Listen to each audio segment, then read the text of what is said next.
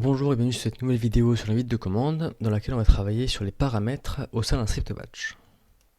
Tout d'abord, qu'est-ce qu'un paramètre? Alors, c'est tout simplement une chaîne de caractères ou une valeur qu'on va renseigner après l'appel d'une commande ou d'un script.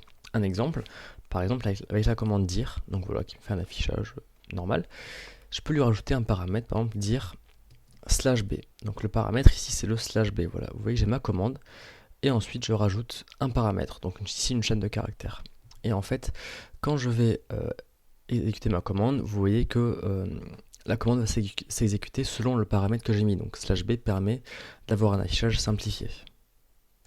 Donc voilà, dans le cas d'une commande, il suffit de faire la commande suivie d'un paramètre. Il est possible d'en avoir plusieurs évidemment, donc c'est tous séparés d'un espace.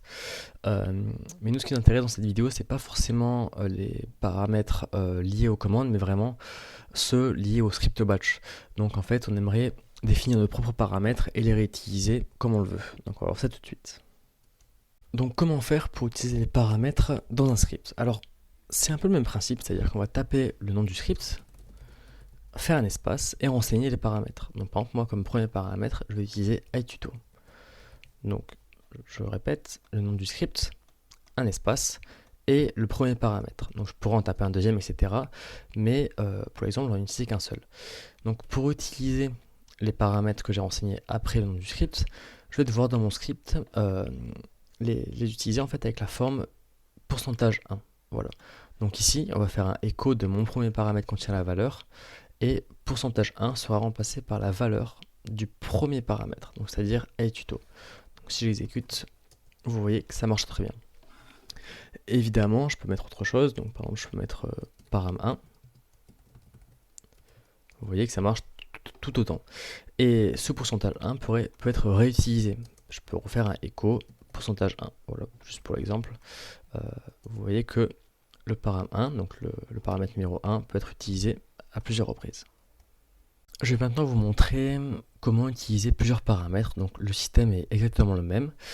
On commence avec script.bat, donc le nom de votre script, suivi du premier paramètre, donc ituto, un espace le second, par exemple param2, un espace le troisième, paramètre 3, on les différencie un petit peu, etc. Voilà, vous pouvez en mettre, il me semble, jusqu'au 9. Donc paramètre 1, ce sera toujours %1, paramètre 2, %2, et paramètre 3, %3, etc. Du coup, sachez aussi que le nom du script, donc script.bat, correspond lui aussi à un paramètre. C'est un petit peu le paramètre 0 en quelque sorte. Donc on utilise un %0. Voilà. Ça peut être parfois utile dans certains scripts. Bon, ici ça l'est pas, hein, c'est juste pour l'exemple, mais vous pouvez trouver parfois une utilité à le faire. Donc si j'exécute, donc mon script s'appelle script.bat, parfait, le paramètre 0, %0, paramètre 1 ituto, paramètre 2, param2 et paramètre 3, paramètre 3. Donc ça correspond bien à %1, %2 et %3.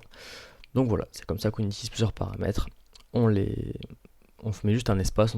En termes de théorie, c'est terminé, donc vous voyez qu'il n'y a pas beaucoup de choses à savoir, mais c'est quelque chose sont importantes à connaître. Il faut vraiment savoir les utiliser parce que les paramètres, c'est vraiment très utile et très utilisé dans les scripts. Voilà.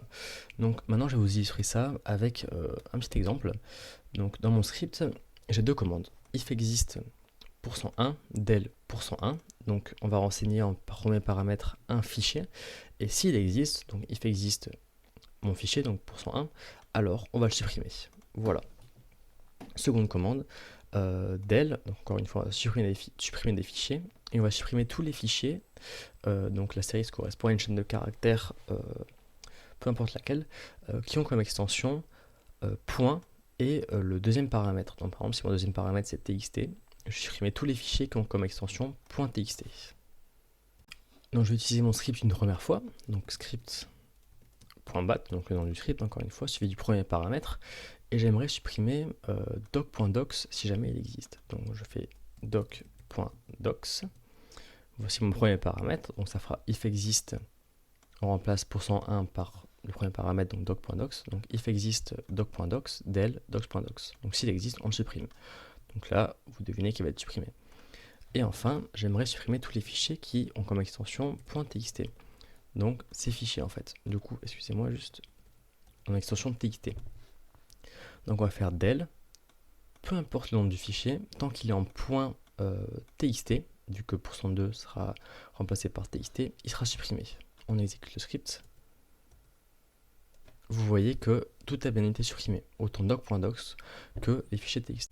Et la vraie force des paramètres, en fait, c'est que je vais pouvoir réutiliser mon script en enseignant de nouveau. C'est-à-dire que là, cette fois-ci, j'aimerais supprimer doc2.pptx et supprimer tous les fichiers qui ont pour extension .rtf.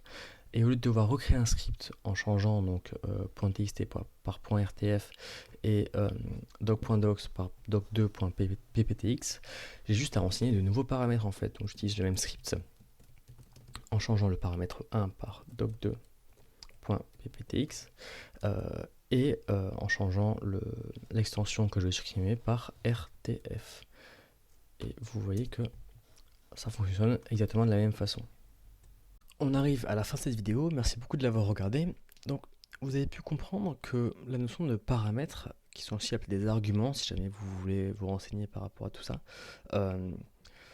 n'est pas très compliqué en fait à comprendre ni à utiliser. C'est juste un système de renseigner les paramètres après le nom du script et enfin utiliser les paramètres à l'aide des pourcents. Mais en fait, ce qui va être compliqué, c'est d'arriver à les utiliser de la bonne façon, arriver à vraiment automatiser les tâches grâce aux paramètres. Mais vous allez voir qu'en fait, en vous entraînant un petit peu, en faisant vos petits scripts qui utilisent des paramètres, vous allez arriver au bout d'un moment à l'utiliser d'une façon vraiment optimisée. Et vous allez voir qu'on peut faire pas mal de choses rien qu'avec les paramètres.